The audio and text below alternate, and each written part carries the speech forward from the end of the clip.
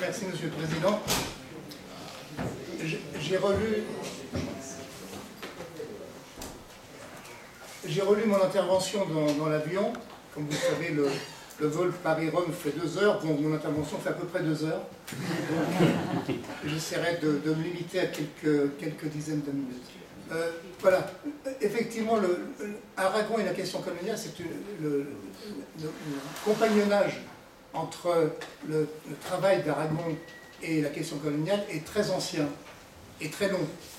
Donc évidemment, j'avais préparé effectivement beaucoup de choses avec beaucoup de détails sur ce cheminement, mais j'en viendrai le plus rapidement possible. Je vais faire une introduction un peu longue, et ensuite j'en viendrai le plus rapidement possible aux guerres coloniales, c'est-à-dire au processus lui-même de décolonisation, guerre d'Indochine, guerre d'Algérie.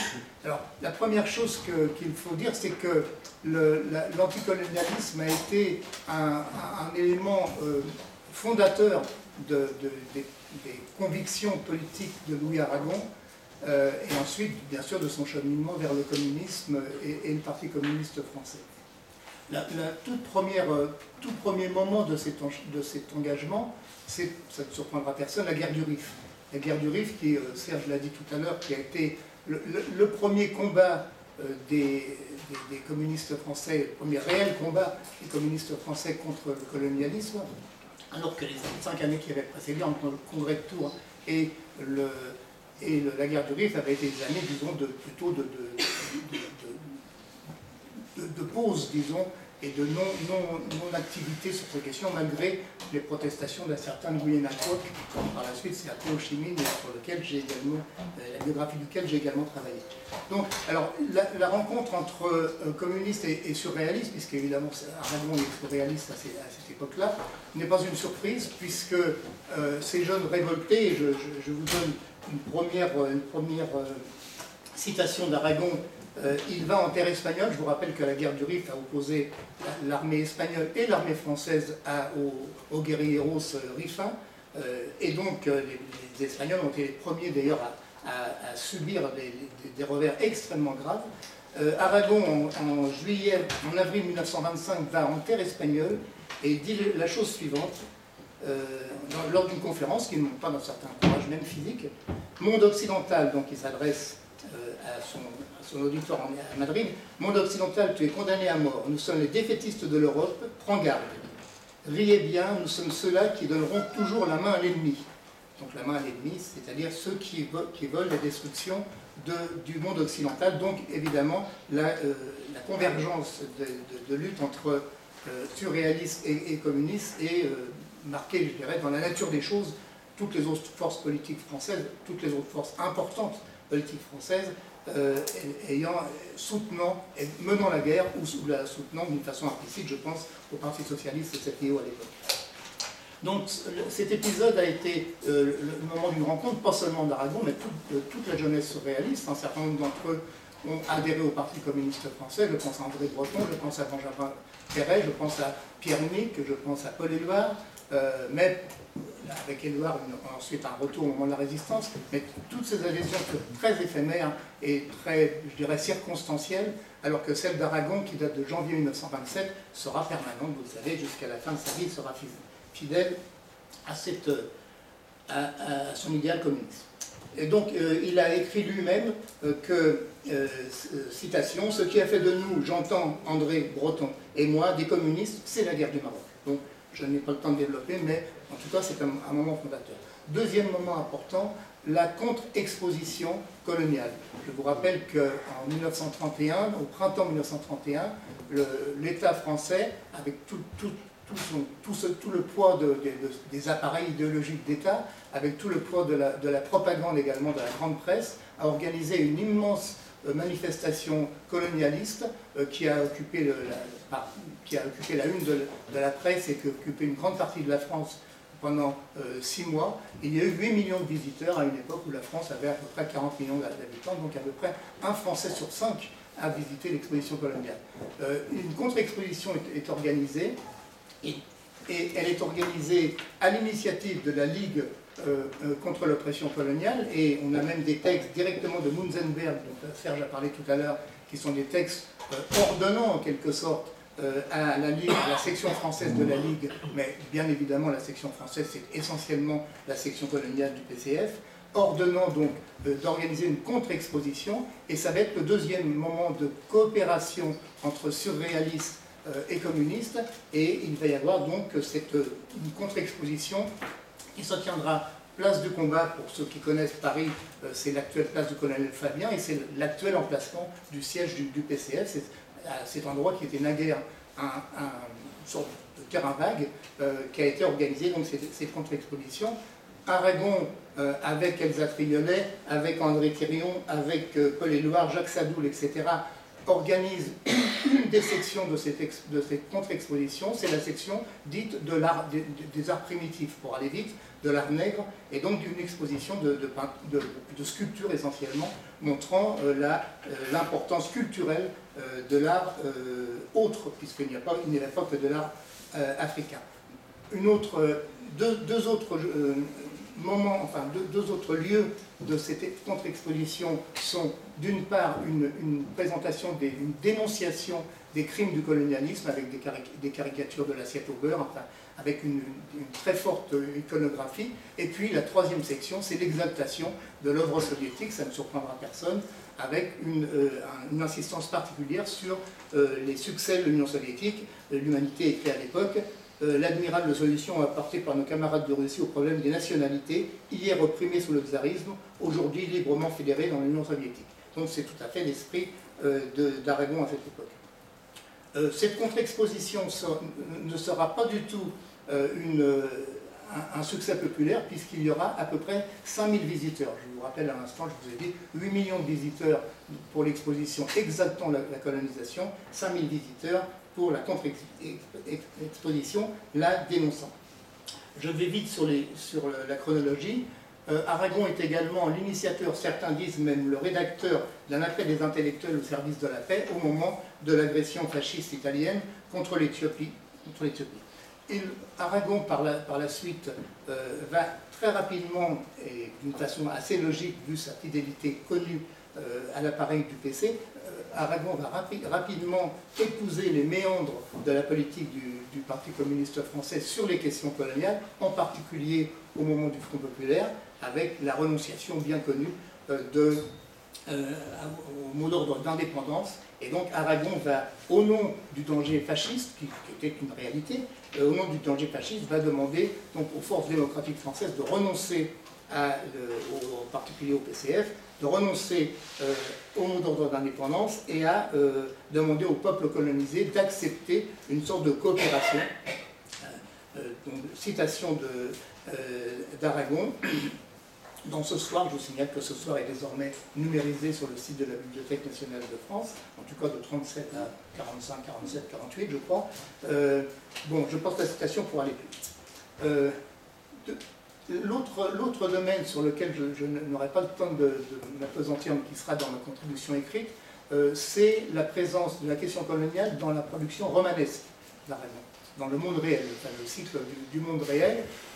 Donc Aragon, par petites touches, vous savez qu'il avait un procédé qui ne lui appartenait pas uniquement, qui était de mélanger des faits d'histoire réelle avec de la fiction, et avec des personnages réels avec des personnages de fiction. Et donc, à plusieurs moments, il y a des dénonciations de la question coloniale. Je vous donne une seule citation dans Les Cloches de Bâle, donc le premier volume du Monde réel, citation d'Aragon. Le cousin La Bruyère racontait comment, au Sénégal, à Dakar, il était indispensable, si on voulait continuer à être respecté, que quand on croisait un indigène sur un trottoir, on l'en fit descendre à coups de cravache. Sans cela, il deviendrait familier. Évidemment, c'est une question de domination. D'autres citations dans Les Beaux Quartiers. Delande, un politicien dont le portrait est peu flatteur, dit « L'Afrique du Nord, tout de même, c'est l'avenir de la France, etc. etc. » Donc, évidemment, tout cela avec le second degré ironique. J'en suis déjà à la moitié, et je n'aborde que maintenant les guerres coloniales. Alors, comme vous le savez, comme beaucoup le savent en tout cas, la France, issue de la résistance, n'a pas compris le processus de décolonisation, a engagé pratiquement dans les mois qui ont suivi la libération, enfin en tout cas la capitulation nazie, dans les mois qui ont suivi, a pratiquement immédiatement engagé deux guerres coloniales successives, Indochine 1945-1954, Algérie 1954 et 1962. Pourtant, il y a eu un moment d'espérance au cours duquel, par exemple, je parle d'abord de la guerre d'Indochine, chronologiquement, il y a eu un moment d'espérance, puisque de juin à septembre 1946, Ho Chi Minh a visité la France, invité officiel de la France, avec comme objectif la signature d'un accord de paix reconnaissant les droits à l'indépendance, même à terme, du peuple vietnamien, et ce voyage a échoué. Et on a des traces, par exemple, que Ho Chi Minh a rencontré Elsa et Aragon. On a retrouvé une photo dédicacée pour, je cite, à mes chers camarades, Aragon et Elsa, je crois qu'il y a eu Aragon en premier.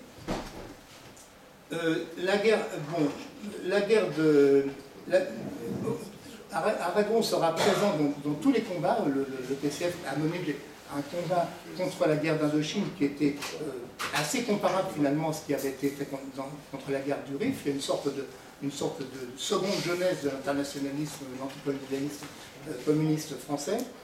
Et Aragon en fera partie, en particulier dans la campagne pour Henri Martin.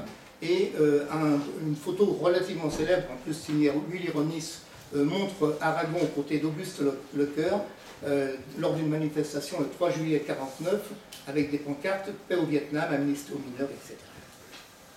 Cette guerre d'Indochine sera également très présente dans un livre assez atypique, probablement le plus méconnu de la production foisonnante d'Aragon, le neveu de M. Duval, et je crois souvent des gens qui connaissent un petit peu ou qui connaissent bien l'œuvre d'Aragon, qui sont surpris que je leur parle de ce titre, et pourtant il est bien signé Aragon, 1953, éditeur français réuni, contrairement à tous ces autres ouvrages qui étaient publiés chez Gallimard. Donc sur le principe revendiqué du neveu de Rameau, il s'agit d'un dialogue politico-philosophique entre l'auteur, donc Aragon, décrivant et expliquant l'actualité du moment, et donc ce neveu de M. Duval, censé représenter le français moyen qui lit la presse américanisée, on imagine, qui finalement l'emporte dans cette joute oratoire. Aragon est ensuite délégué au Congrès des peuples pour la paix, Vienne, 12 au 19 décembre, je regarde mon heure quand même, 1952. Il prononce un long discours que j'ai dans la contribution écrite. Je vous salue, bon, je vous cite quand même une phrase, deux ou trois phrases lyriques de son intervention. Je vous salue, patrie vietnamienne, patrie khmer, patrie laotienne, je vous salue, frères et sœurs du Maroc, de la Tunisie, frères et sœurs d'Algérie, etc.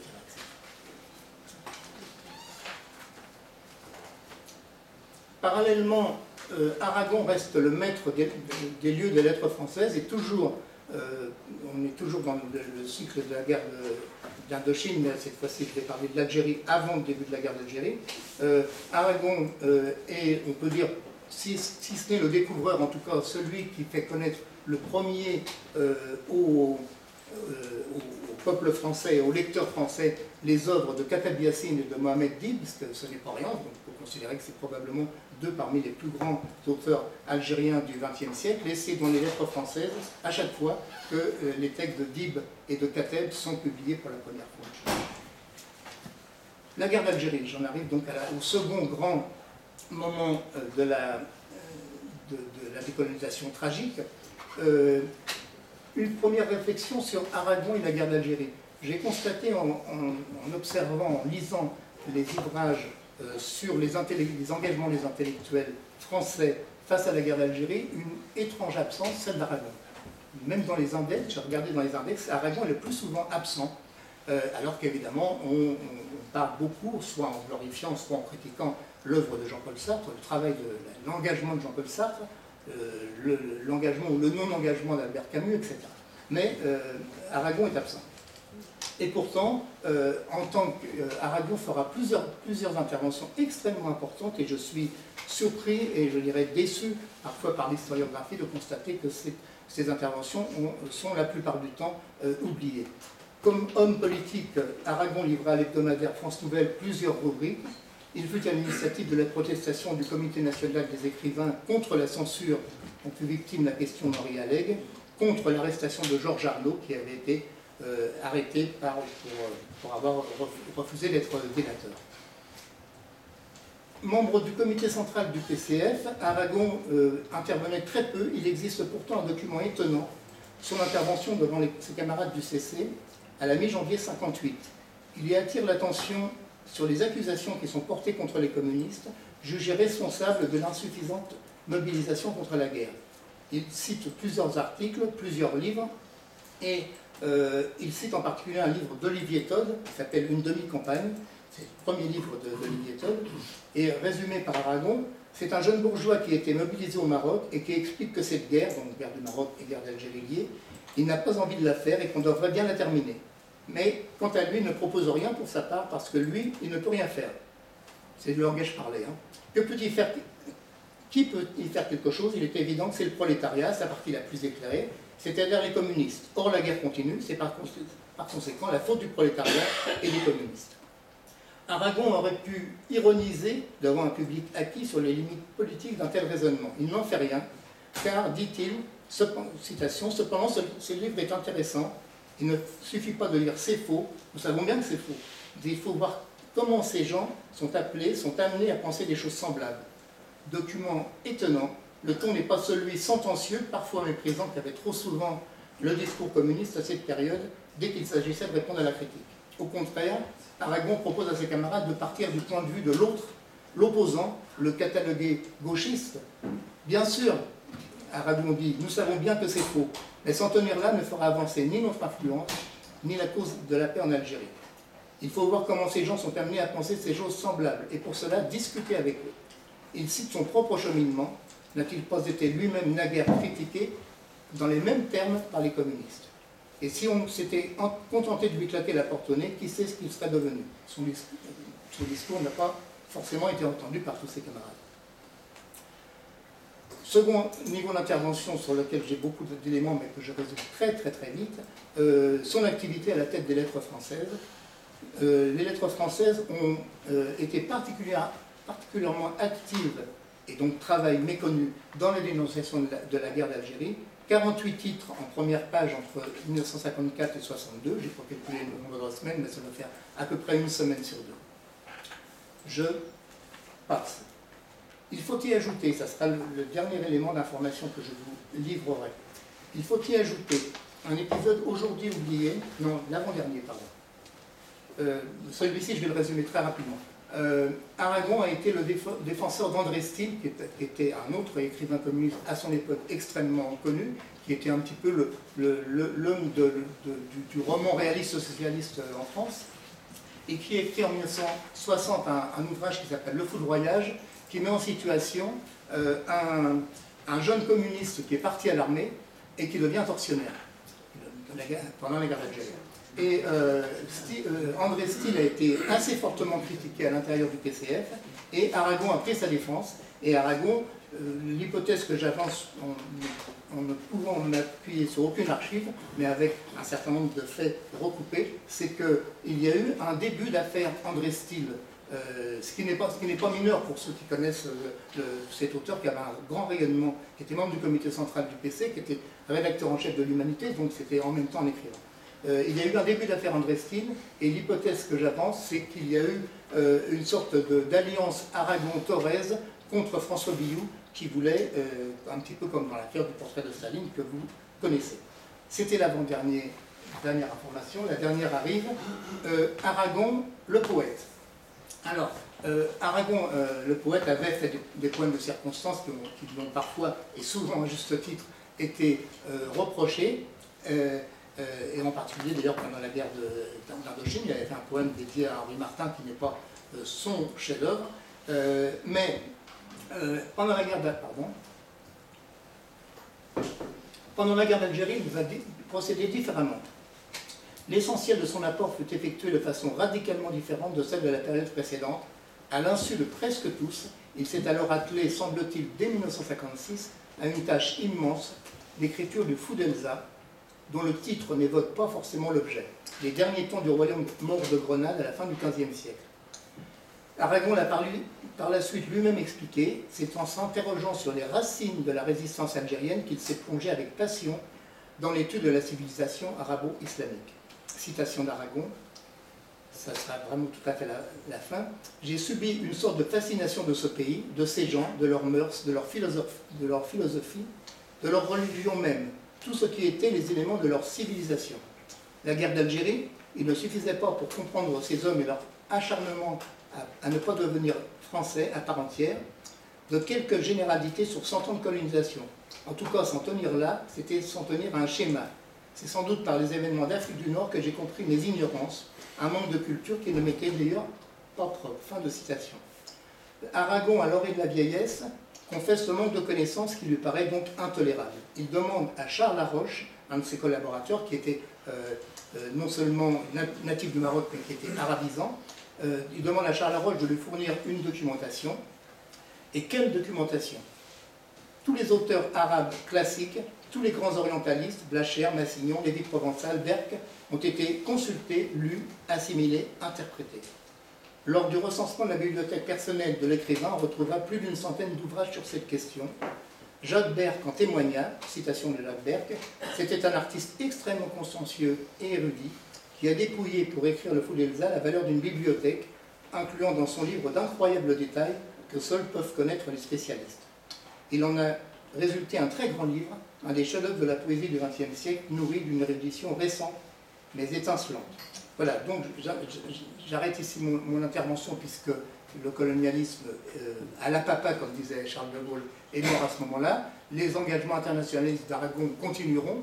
Je vous rappelle pour mémoire ses engagements au moment de la guerre du Vietnam et sa présence paradoxale d'un certain point de vue aux côtés de Sartre et de Simone de Beauvoir à la journée des intellectuels pour le Vietnam, et une manifestation qui avait beaucoup marqué en France, qui était une manifestation pour la libération d'Angela Davis, le 3 octobre 1971, où Aragon, étonnamment jeune et rayonnant, donna le bras à la sœur de la prisonnière.